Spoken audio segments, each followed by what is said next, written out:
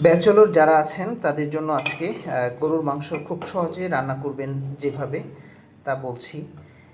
বাজার থেকে আমি আজকে 1 কেজি গরুর মাংস কিনলাম। এই মাংসটুকু একদম হাড় ছাড়া, গ্রাম থেকে ফ্রেশ মাংস কিনেছি 900 টাকা দিয়ে, কোনো হাড় বা চর্বি নেই।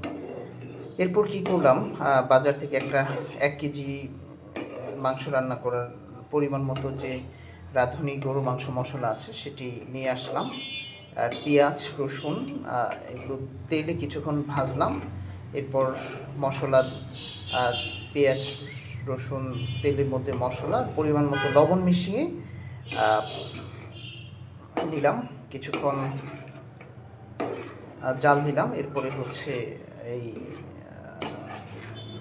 মাংসটুকু ঢেলে প্রায় 30 মিনিটের মতো কষালাম। এরপরে গরম পানি করে দিয়ে দিলাম।